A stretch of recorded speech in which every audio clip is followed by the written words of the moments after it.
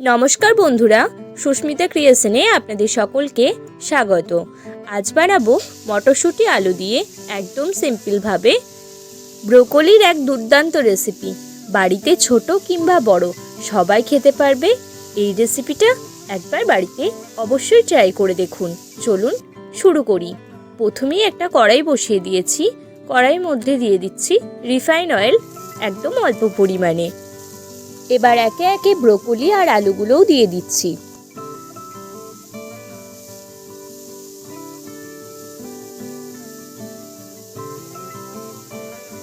এবার গ্যাসটা মিডিয়াম ফ্লেমে রেখে সবকিছুকে হালকা করে ভেজে নিতে হবে।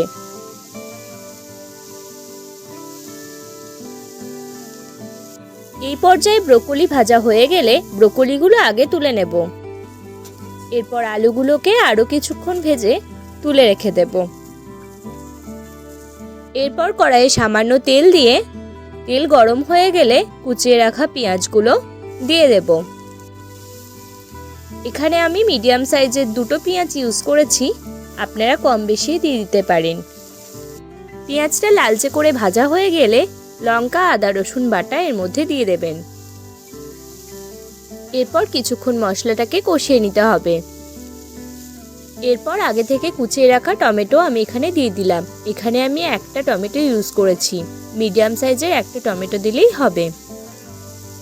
মশলাটা শুকিয়ে আসলে দিয়ে দিলাম সামান্য পরিমাণে জল। এরপর বেশ কিছুক্ষণ নাড়াচাড়া করে নিচ্ছি।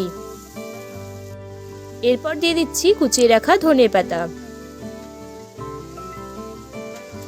এরপর দিয়ে দিচ্ছি ধনে গুঁড়ো, জিরে গুঁড়ো, হলুদের গুঁড়ো, গোলা জলটা। এরপর আবারও খানিকক্ষণ কষিয়ে নিচ্ছি। আর দিয়ে দেব সামান্য পরিমাণে চিনি। চিনি দিয়ে আবারও কিছুক্ষণ কষিয়ে নিচ্ছি।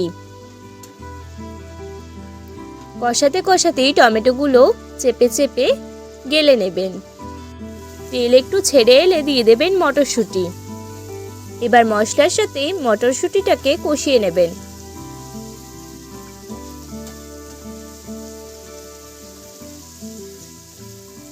এবার ব্রোকলি আর আলুগুলোকে দিয়ে 10 মিনিট মতন কষাতে থাকবেন।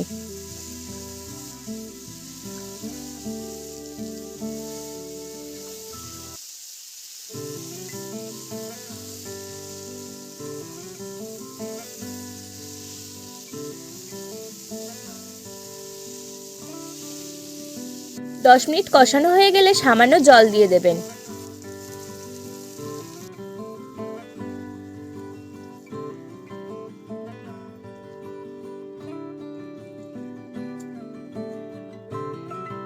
জলটা ফুটে উঠলে এর মধ্যে নুনটা পরিমাণ বুঝে দিয়ে দেবেন।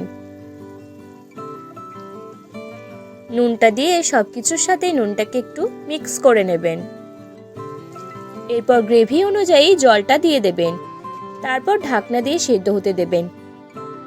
সেদ্ধ হয়ে গেলেই রেডি হয়ে যাবে মটরশুঁটি আলু দিয়ে সুস্বাদু ব্রোকলি রেসিপি। রেসিপিটা ভালো লাগলে লাইক করুন, শেয়ার করুন এবং আমাকে কমেন্টে বলুন রেসিপিটা কেমন লাগলো। আমাকে সাবস্ক্রাইব করে আমার পাশে থাকুন। সাবস্ক্রাইবের পাশে বেল আইকন বাটনটা ক্লিক করে রাখুন, যাতে ভিডিও দেওয়ার সাথে সাথেই সবার প্রথমে আপনার কাছে নোটিফিকেশন যায়। নমস্কার, ভালো থাকবেন, সুস্থ থাকবেন, সব সময় আমার সাথে থাকবেন।